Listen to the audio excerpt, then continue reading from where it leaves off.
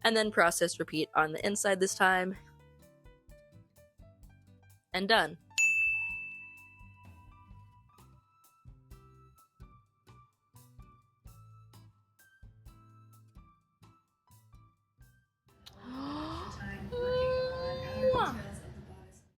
I got this backpack for preschool and used it until late high school probably, and it did not fail me. Until now. But, I don't blame it. I have put this backpack through lots, and I didn't realize how much until I felt the inside while trying to fix the hole. It is so waxy.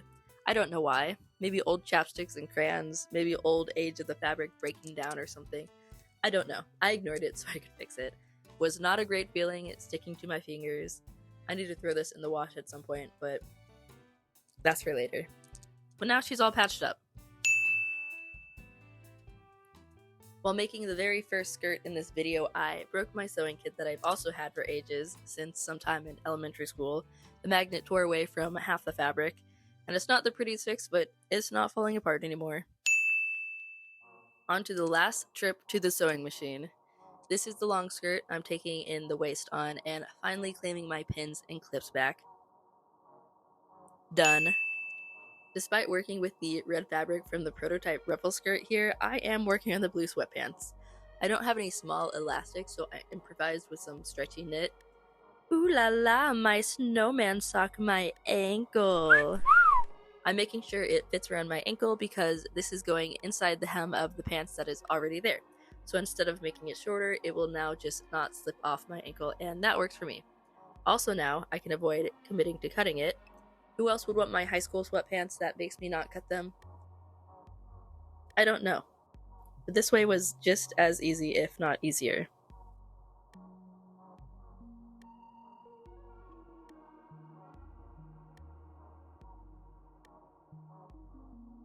With Gergie's company, we stay bunching, we stay threading, we stay safety pinning the fabric through the hem until he insists on standing on my computer, in which he is then removed. He thinks he can be a DJ by standing on the spacebar to spam pause, unpause my music, and I'm sorry to disappoint, but that just won't fly, DJ Stinky Feet. When the fabric is through, sewing the ends together to complete that loop, testing it, tightening it, testing it, tightening it, until perfect.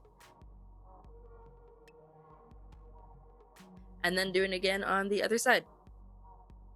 And the result is as seen by Snowman. And last of the sewing, don't think I forgot about the Labubu. But first, sewing a tube at the top of this skirt. I've given up on the elastic. I don't feel like getting it right. This tube will be for a ribbon, so I can tighten it to whatever tightness desired, plus then there'll be bows. Here I thought Yorgi was just being his ungraceful self, and I held the box that he so desperately wanted to get into. And then I thought he was eating the box, which he sometimes enjoys.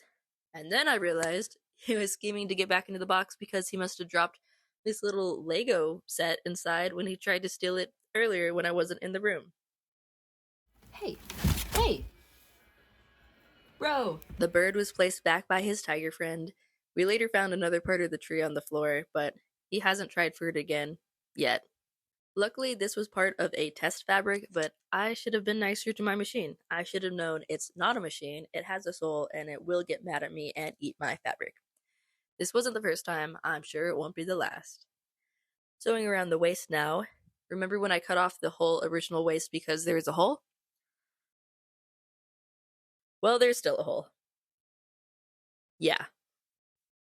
Safety pinning ribbon through the tube now. The tube was so big and the ribbon so small, I felt so speedy. I made the tube big in case I replaced the ribbon at some point, but for now, I'm just using what I have. Pulling out the ribbon on the other side, so there could be 2 bows, one on each of my sides.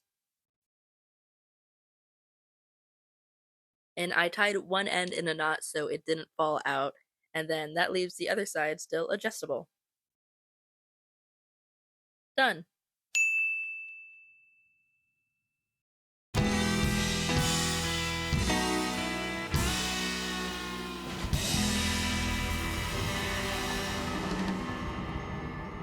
Welcome to surgery. We start with the head implant. This procedure will add a ribbon and a clip onto the Labubu's head. The hot glue gun is every surgeon's go-to tool, is it not? And with a surgeon's precision, it is implanted. Now we prep for a little plastic surgery, or fabric surgery you could call it. A hole for the implant to protrude through is sliced. The cut is clean. But before we attach her new ears, let's get to some facial details. Some people get eyeliner tattoos, some get liposuction. Miss Labubu is getting some sort of both. We'll call it extended lipstick tattoo. Beautiful. And now some dental work.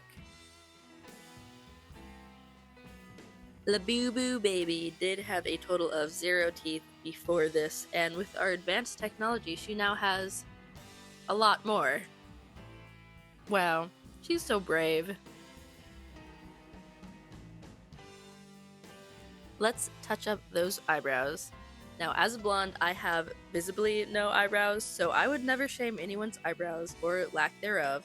But Miss Labubu is seeking a transformation, and how could I refuse? How thick and luxurious. Finally, to conceal her head implant and give her the ears she has dreamed of, my assistant gives his approval. A makeover all the Labubu bunnies will be jealous of.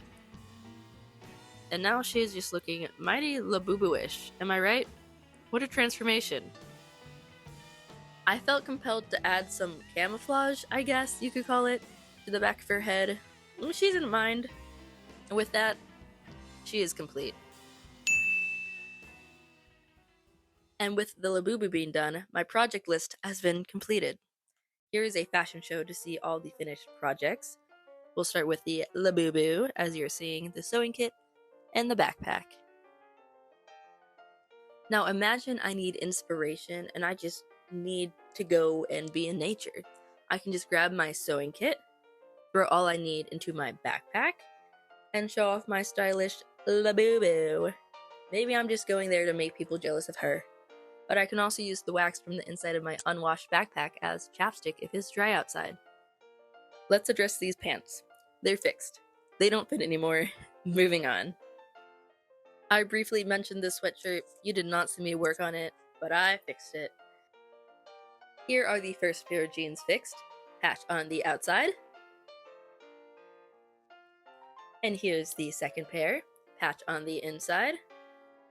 The right leg didn't really have any bad holes. Here's the left side. And honestly, this does look less noticeable than the patch on the outside, so I don't know which way is my favorite anymore. Now the sweatshirt I'm wearing here had a hole fixed in its sleeve, so add it to the tally of projects completed. I couldn't find where I fixed it to show it off, so job well done. And like the brown sweatshirt, this one is also Harley Davidson, which is maybe strange. I think they're somewhat old, so I'll give them a pass on starting to fall apart, I guess. From looking at me like a normal person, you can't tell my pants had thigh holes. This skirt stole all my pins and clips and still doesn't fit quite right. I folded the waistband over despite that being what I fixed, quote unquote, but it's wearable. If I don't wear this at least 3 times this summer, I will be donating it or giving it to a friend. But I'll probably make myself wear it because it feels fun to wear. These blue sweatpants are 100 times easier to wear now that they aren't tripping me and mopping the floor as I walk. So baggy and big, yet not too much for only having 2 feet of leg. I assume I have about 2 feet of leg. I mean, I have 2 feet. All the same, right? Pairs well with snowman socks, similarly as wine pairs with cheese. I've had these for maybe 8 years now, and I've barely worn them, and that's about to change, so major success here. I think this red skirt is top of my favorites out of all of these. It just turned out good. It was also the first big thing I've made in a long while, like years. I haven't made clothes since middle school, and I've graduated college now. It in itself is motivating, and it didn't take me months to complete because I just started it in December of last year. So, only 1 month. How nice!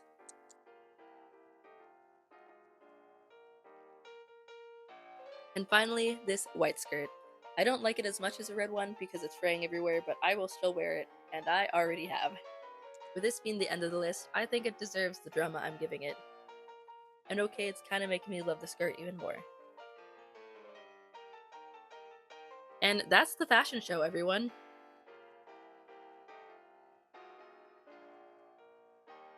This is something I'll definitely have to try again. Maybe not as a video, but as a principle to just grab a few things to tackle every once in a while. My tub of items is no longer overflowing. It's just filled to the brim. A lot of these were really easy, and just making myself finally get around to doing them was harder than any of the sewing, the hot gluing, the Labubu dental work. I'm certified now. Trust. This was a journey that was not nearly as painful as I expected it to be, so yay. Like to tip Gargoyle for his pole dancing, comment what to do with empty candle containers, and subscribe if you'd like to see more. There will be more videos, because I just said so, so now I have to do it. I'll let Gargoyle see you out.